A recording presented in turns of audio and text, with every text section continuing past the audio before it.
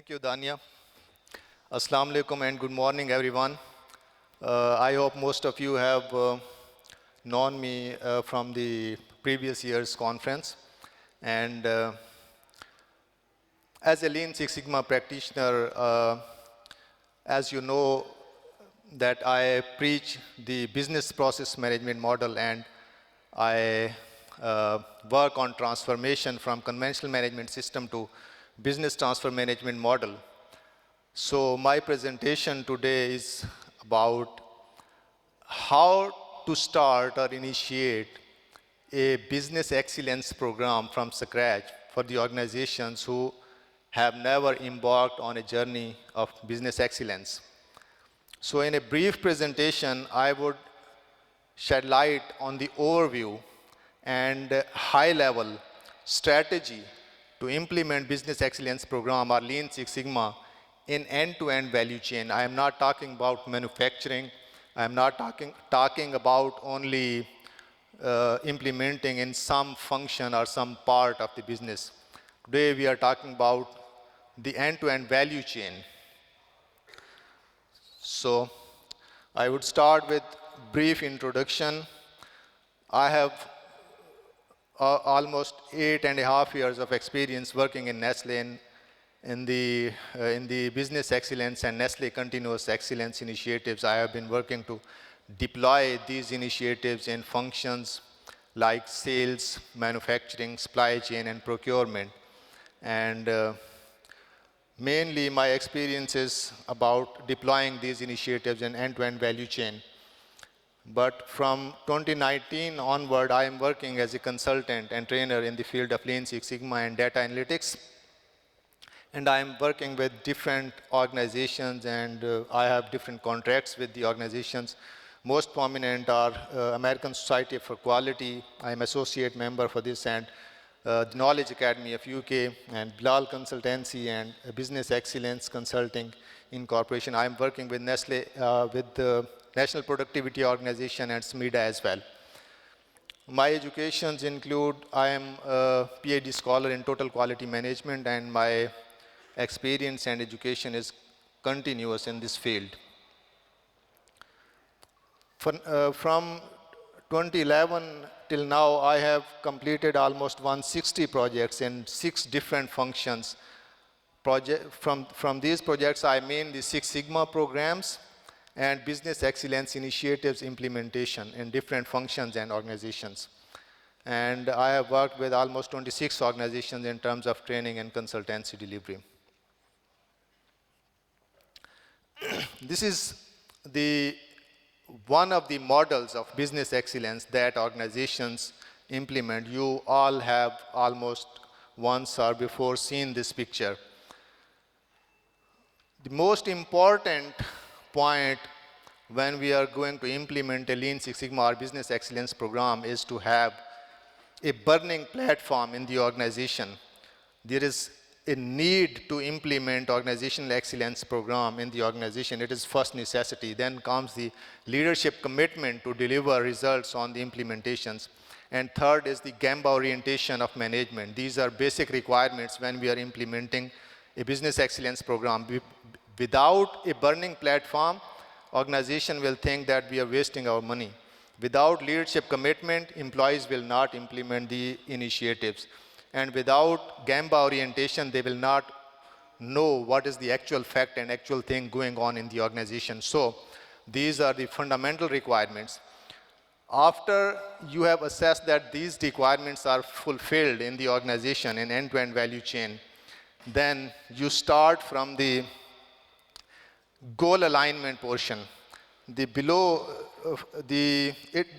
management system is starting from the foundation: compliance, leadership development, and goal alignment. I have talked about the leadership development, that 2-3 points you have to consider before going to implement Lean Six Sigma programs. After that, we talk about goal alignment. Goal alignment is an initiative that is required or mandatory for the organization to implement before going for a Lean Six Sigma journey. Because without a strategic and operational plan, they cannot deliver results on Lean Six Sigma.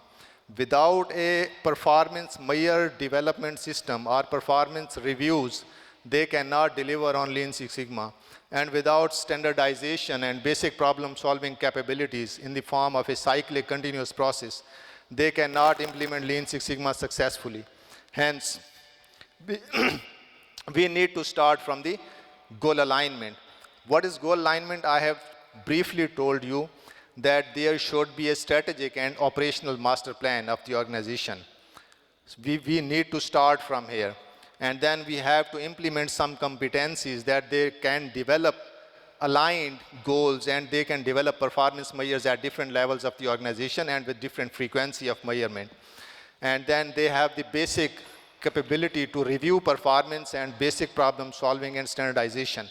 Then after goal alignment, we go for the lean journey. These all pillars are collectively called the business improvement practices.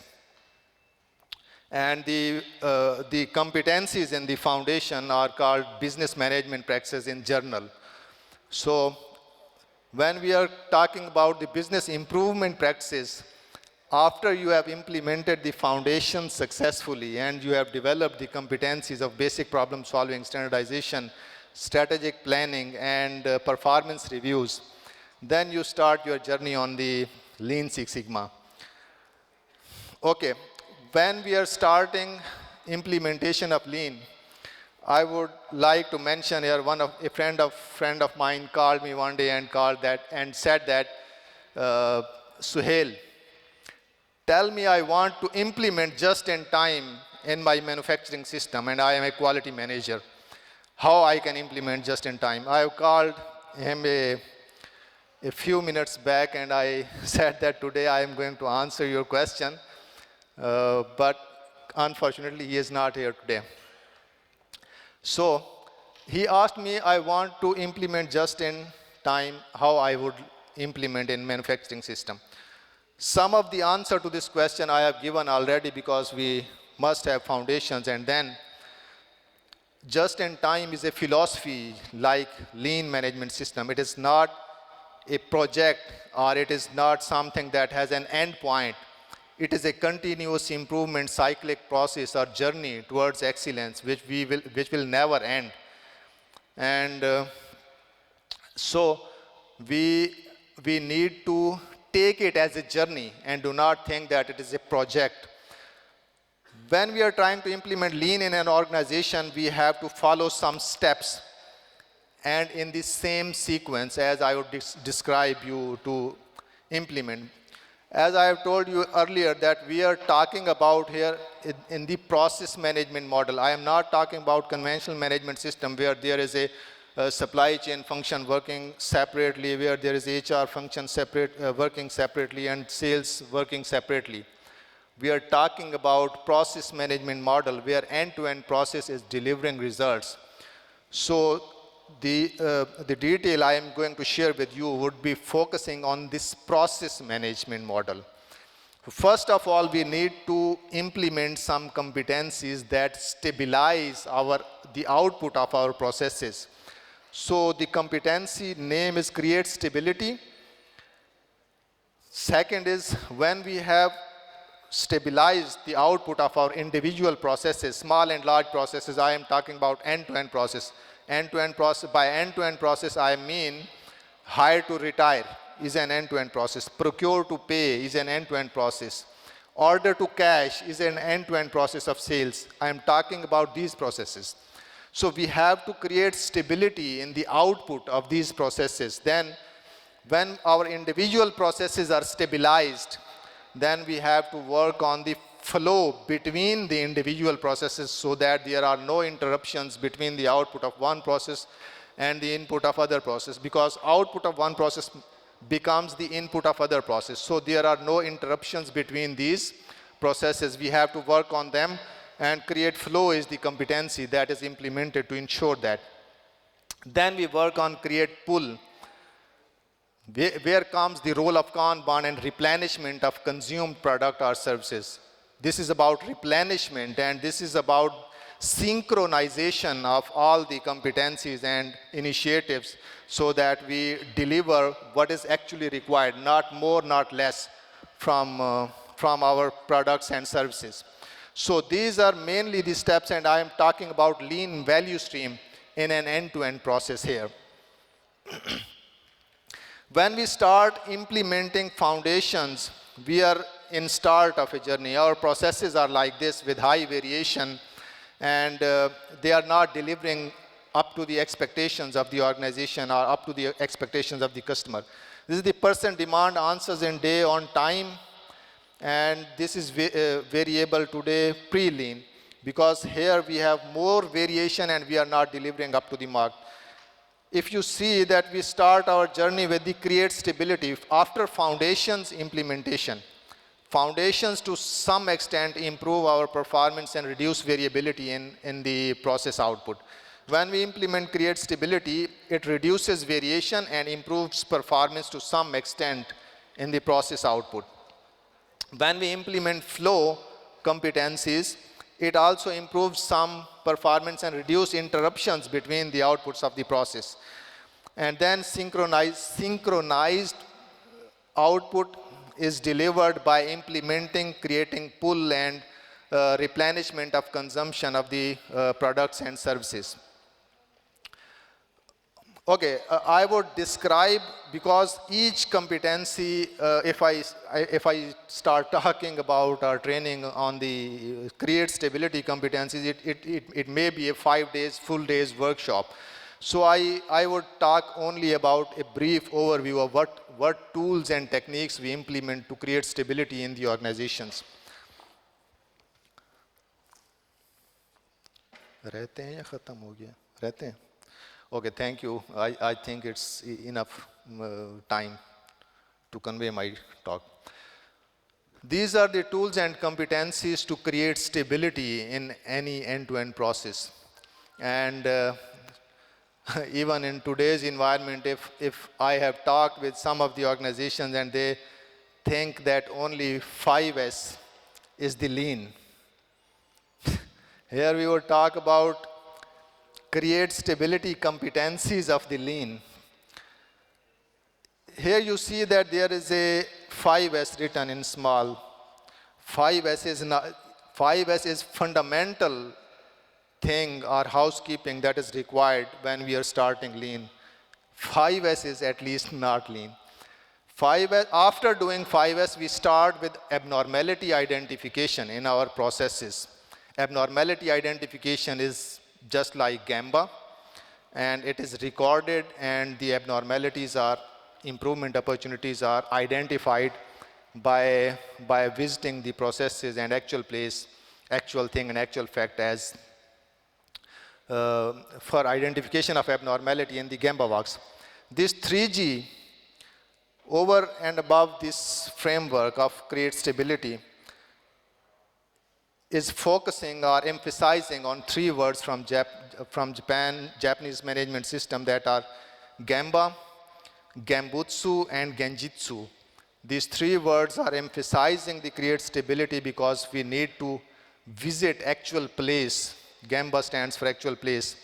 Gambutsu stands for actual thing or machine or physical thing that is to be focused or visited. And Genjitsu is the actual fact about the machine or that issue which you are visiting. So after abnormality identification, we need to fix those abnormalities by center lining.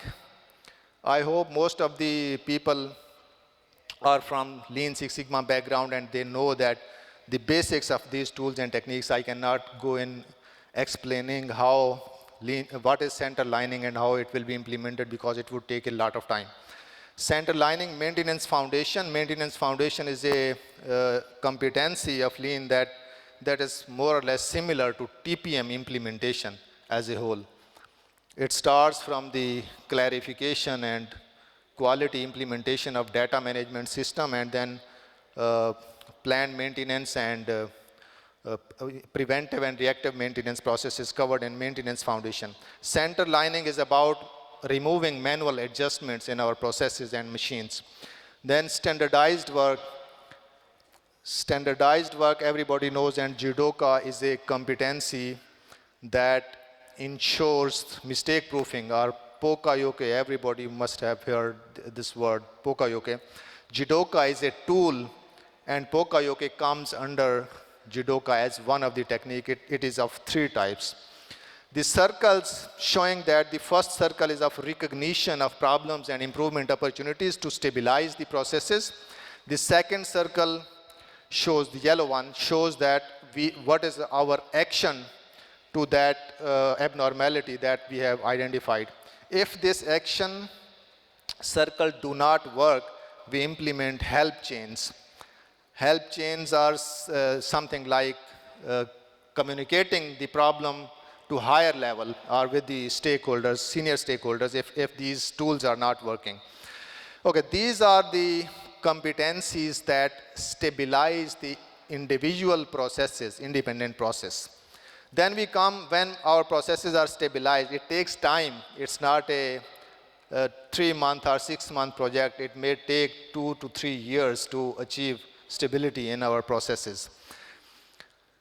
Then what is flow? I have already explained a little bit that flow is to ensure that our there is no interruption between the individual processes, output and input, and we ensure that there is synchronization between the output of one process to the input of next process, to ensure these 2 principles, no interruptions and synchronization. To work as a drum beat, to flow as water, we implement the create flow principles. It connects the internal and external processes and according to the rhythm of drum beat, because greater input requirement of a process that is giving less output is not drum beat or synchronization. It is an interruption or problem. We have to deliver on right amount of output from one product that becomes the same amount of input to the other process.